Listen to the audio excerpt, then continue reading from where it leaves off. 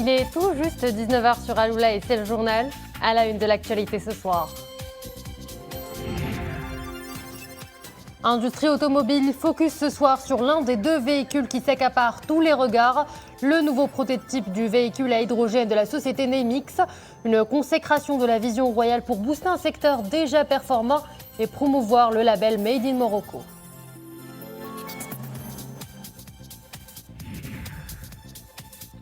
L'INDH souffle sa 18e bougie, ce 18 mai, sa 17e bougie. Un anniversaire célébré sous le signe de l'investissement continu dans le capital humain. Ce soir, nous nous intéresserons au bilan INDH et aux réalisations de la phase 3 dans la région de l'Oriental.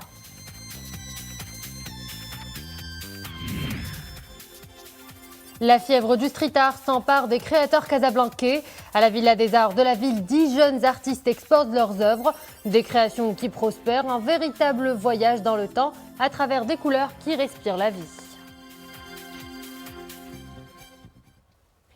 Bonsoir à tous. Le Made in Morocco franchit un cap avec cette nouvelle création. Je vous parle du premier véhicule avec des capsules amovibles d'hydrogène vert. Un prototype présenté devant Sa Majesté le Roi en début de semaine. Une première voiture verte Made in Morocco signée Fawzi Najah. À 30 ans seulement, l'homme s'impose dans l'univers automobile à l'échelle mondiale en créant ce véhicule futuriste. Nemix, c'est le nom de ce pari que ce jeune homme est parvenu à relever haut la main. Mariam Missi et Jihad Libri. Pas de pot d'échappement, seule de l'eau est rejetée. Et surtout, zéro CO2. L'hydrogène vert, une révolution qui trace l'avenir de nos déplacements. Pour sauter le pas vers une mobilité hydrogène, le Maroc mise sur de grands constructeurs, comme Nemix.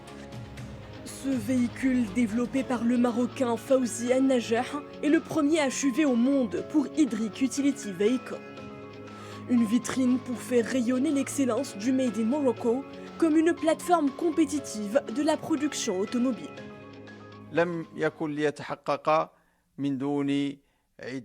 Nous sommes devant une technologie avant-gardiste respective de l'environnement, ce qui vient conforter la lancée du royaume vers la décarbonation de son industrie automobile et consacre davantage son positionnement en tant que gisement de développement des chaînes de valeur locales. Ce qui distingue aussi et surtout ce modèle, ce sont ses performances. 800 km d'autonomie réelle, c'est 2 fois plus qu'une voiture électrique. Pour faire le plein, il suffit de recharger ses réservoirs amovibles en 3 minutes seulement. Un record. C'est un véhicule qui allie à la fois efficacité et respect de l'environnement et permettra donc au Maroc de rejoindre le cercle fermé des fabricants de voitures à hydrogène. Cette nouvelle forme de mobilité est une dynamique à l'œuvre au niveau mondial. Produit à 2022 exemplaires pour un coût de 65 000 €, ce véhicule novateur souligne la volonté royale d'encourager et de promouvoir les initiatives entrepreneuriales nationales pionnières et les capacités créatives. De quoi consacrer la politique du Maroc en matière de développement durable et de promotion des énergies renouvelables, particulièrement la filière émergente de l'hydrogène vert. Et nous avons le plaisir d'avoir sur ce plateau le président et fondateur de la société Nemix, Fawzi Najah, avec nous. Bonsoir, avec plaisir. Alors le prototype de Nemix est une consécration de l'usage de l'hydrogène vert. Un rêve devenu réalité, mais quelles en sont les caractéristiques? Alors la première chose, quand on parle d'hydrogène vert, qu'est-ce que c'est? C'est finalement l'hydrogène bas carbone. Parce qu'aujourd'hui, l'hydrogène, on en produit depuis des années de manière polluante. À titre d'exemple, pour 1 kg d'hydrogène produit, il y a 10 kg de CO2 dans l'atmosphère, donc ce qui n'est pas vraiment intéressant. Donc il y a une filière hydrogène qui s'est développée depuis plusieurs années. On parle d'hydrogène bas carbone et donc hydrogène vert. Donc l'hydrogène vert, c'est finalement de l'hydrogène qu'on produit à base d'énergie renouvelable pour être totalement green et propre sur l'ensemble de la chaîne de production. Donc comme on dit, du puits à la roue. Donc voilà l'explication de l'hydrogène vert. Et donc cet hydrogène-là va alimenter notre réservoir principal et nos fameuses capsules avec notre brevet d'invention pour enfin démocratiser l'hydrogène pour le grand public à partir de 2026. Alors ce véhicule qui fonctionne à l'hydrogène vert ne dégagera pas seulement de l'énergie propre, mais il pourra également transformer le Maroc en gisement de développement des chaînes de valeur globale et locale. Et c'est un avantage comparatif dans l'optimisation des coûts de production et de la décarbonisation. Concrètement, de quelle manière peut-on atteindre cet objectif? Premièrement, Naimix, ce n'est pas qu'une entreprise automobile. On a une branche automobile qui développe cette gamme de véhicules premium. On a également une autre branche qui est uniquement dédiée à l'infrastructure hydrogène. Aujourd'hui, il y a un enjeu que vous devez comprendre, c'est que l'hydrogène n'est pas encore assez développé parce que les stations hydrogène sont peu déployées. En Europe, on n'en a que 150 par exemple, en France une trentaine, au Maroc pas encore, parce que le prix par station hydrogène est assez élevé. On parle de plusieurs millions d'euros par station hydrogène. Et donc pour pallier à ça, on a développé notre propre système de capsules hydrogène qui permettent en fait, pour le prix d'une station hydrogène d'avoir 80 distributeurs, donc capsules, donc ce qui permet de pouvoir déployer plus massivement. Ça c'est deux exemples de notre côté. Et cette vision industrielle rentre totalement en phase avec la vision royale sur l'hydrogène, sur la production d'hydrogène bas carbone que le Maroc peut faire de manière massive grâce au solaire, à l'éolien et d'autres formes d'énergie. Le secteur automobile est donc une des industries qui contribue le plus à l'économie nationale et sa promotion constituera un grand coup de pouce à la souveraineté économique et industrielle du royaume. Le label Made in Morocco trace son sillon. Comment vous voyez cette évolution ? Une évolution, je la vois surtout comme une opportunité assez unique dans l'histoire. Nous avons part à une révolution industrielle qui se passe actuellement et dans les prochaines années. Nous avons l'occasion de peut-être devenir un grand producteur, exportateur d'hydrogène bas carbone. Vous imaginez, on pourrait être maintenant producteur d'énergie grâce à l'ensemble de l'infrastructure et de l'écosystème qui est mis en place. Donc il y a un enjeu de souveraineté, avant tout, d'être souverain en termes d'énergie, et également un enjeu de pouvoir exporter et vendre de l'énergie à l'international, parce que le Maroc fait partie des 35 pays dans le monde qui ont un plan d'exportation d'hydrogène bas carbone pour l'ensemble du monde.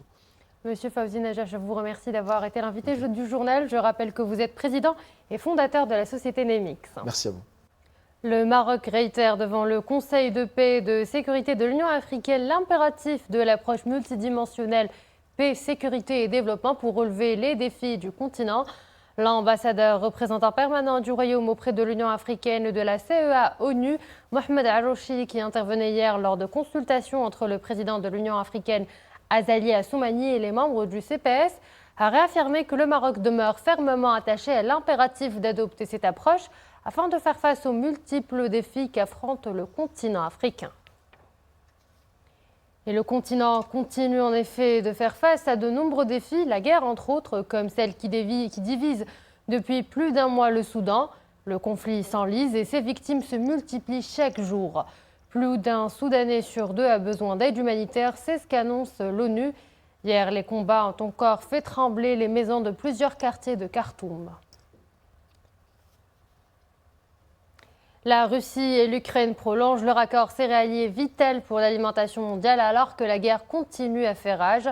Après une médiation de la Turquie et de l'ONU, l'accord sur l'exportation via la mer Noire de céréales ukrainiennes conclu en juillet 2022 à Istanbul et qui arrivait à expiration ce soir a été prolongé de 2 mois. Cet accord a permis d'exporter ces 10 derniers mois plus de 30 millions de tonnes de céréales ukrainiennes et de soulager la crise alimentaire mondiale provoquée par la guerre. Un accord salué par le secrétaire général des Nations Unies, Antonio Guterres. Couleur du ciel, il a plu des cordes dans plusieurs provinces du royaume. À Ifrane, plus de 63 mm ont été relevés. 20 à Chefchaouen, 29 à Meknès, 17 à Knetra, 16 mm enregistrés à Fès et Tétouan et 10 mm à Rabat.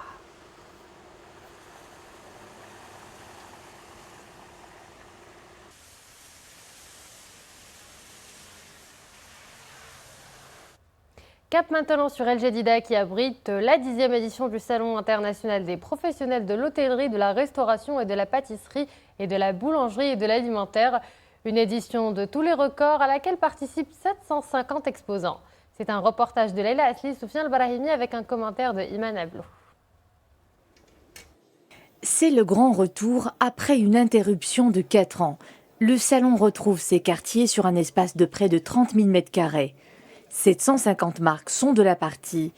Événement phare du secteur de l'hospitalité en Afrique, il rassemble une centaine de professionnels triés sur le volet à travers le royaume et le continent, avec des animations qui valorisent le savoir-faire gastronomique marocain et africain à l'échelle internationale. Aujourd'hui, après une interruption de 4 ans, le salon Crémail revient en force. revient avec des nouveautés au niveau de tout ce qui est équipement, tout ce qui est matériel, mais surtout la promotion des hommes et des femmes qui donnent une valeur ajoutée au secteur. Aujourd'hui, le secteur, le tourisme est en train de rebondir. Donc, tous les métiers de l'hôtellerie, de la boulangerie, de la pâtisserie et en général les métiers de bouche doivent l'accompagner. Cette 10e édition vise à revitaliser l'industrie touristique et ses diverses filières par la relance des investissements et le développement du capital humain pour stimuler la reprise du secteur et promouvoir le label Made in Morocco. Notre participation à cet événement a pour objectif de contribuer à la promotion du produit local, du savoir-faire artisanal marocain et des produits Made in Morocco, très prisés à la fois par les consommateurs et les professionnels. L'émulation est aussi au rendez-vous. Une dizaine de compétitions culinaires, toutes disciplines confondues, sont au programme, comme la Coupe d'Afrique de la boulangerie, la Coupe d'Afrique et Moyen-Orient des femmes chefs, ainsi que les sélections africaines pour la Coupe d'Afrique de la pâtisserie et le prestigieux Bocuse d'Or Afrique. Page art, c'est une discipline artistique qui a pris son envol au Maroc au début des années 2000. Je vous parle du street art. Il séduit beaucoup de très jeunes artistes qui avaient le désir de s'exprimer autrement. 10 d'entre eux sont actuellement à l'honneur à la Villa des Arts de Casablanca à l'occasion d'une exposition intitulée Street Art et Patrimoine. Mustafa Oudar, Dafjah et Dominique Orlando. Ils sont donc au nombre de 10 artistes plutôt très jeunes, dont voici quelques éléments retraçant leurs différents parcours. La plupart sont des street artistes, d'autres sont issus du pop art. Donc certains sont autodidactes, d'autres sont issus de l'école des beaux-arts de Casablanca. Donc ce sont des artistes qui réalisent des murs pour la plupart dans la rue, que ce soit à Casa, Marrakech, à Rabat, qui participent à des festivals déjà. Et donc on leur a demandé de travailler sur toile et sur d'autres types de supports pour pouvoir justement sortir de la rue et aller vers les musées, aller vers les galeries. Donc on est sur différents types de supports, sur des capots de voitures, des portières de voitures, sur des supports en bois, on est sur vraiment avec différentes techniques, que ce soit le pochoir, que ce soit le travail à la bombe, l'acrylique. On est vraiment sur des techniques complètement différentes. Et les références aux icônes du street et du pop art sont ici omniprésentes, de Warhol à Basquiat, en passant nécessairement par Keith Haring. Le street art permet de revenir sur nos traditions, nos coutumes et de révéler aussi des mots de la société que peut-être les artistes ne pourraient pas exprimer autrement. La singularité réjouissante de cette exposition, c'est qu'elle se déroule en 2 villes différentes et de façon simultanée, qui plus est avec pour chacun des 10 artistes autant d'œuvres nouvelles et totalement différentes. Et effectivement, cette exposition a également lieu en parallèle à Rabat. Passons à présent à notre page sport. Avant de nous quitter, la sélection marocaine de football des moins de 17 ans affrontera demain soir son homologue sénégalaise à Alger, un match pour le compte de la finale de la Coupe d'Afrique des Nations de la catégorie. Les lionceaux de l'Atlas affichent un objectif, décrocher leur première étoile africaine. Motivés après leur très bon parcours depuis le début de la compétition, les hommes de Saïd Chiba voient désormais grand après avoir validé leur billet pour la phase finale du Mondial 2023. Demain, ils rêvent d'inscrire leur nom parmi les vainqueurs du titre continental. Face à de redoutables Sénégalais, les lionceaux de l'Atlas se doivent de livrer une rude bataille afin de revenir au pays avec la coupe en poche. Nous sommes à la veille d'une grande finale que nous disputerons face à l'équipe du Sénégal. Nous avons confiance en nos capacités à surmonter l'obstacle. L'équipe est très soudée autour du staff technique et médical. Nous espérons revenir avec le trophée au Maroc. Les derniers entraînements ont été effectués en présence de tous les joueurs. Les lionceaux de l'Atlas doivent compter sur une discipline tactique sans faille, une ligne défensive infranchissable et sur un portier qui rassure. Taha Benrozil a gardé 4 fois sa cage inviolée en 4 apparitions. Il n'a pas encore encaissé de but. Le match sera âprement disputé entre les deux équipes. N'oublions pas que c'est une finale. Je voudrais rassurer les supporters que d'Alger nous ramènerons la coupe au Maroc. C'est la première fois que 2 équipes qui n'ont jamais remporté la compétition se retrouvent en finale. L'équipe du Maroc a été performante en poule, 2-0 contre l'Afrique du Sud et 1-0 face au Nigeria, contre une défaite face à la Zambie 2-1 au 3e match. En quart de finale, dans le derby 100% maghrébin face aux pays hôtes, les lionceaux de l'Atlas n'ont fait qu'une bouchée de l'Algérie, 3-0. Et voilà, nous arrivons à la fin de cette édition. Merci à vous de l'avoir suivi. Excellent suite des programmes sur Al-Oula.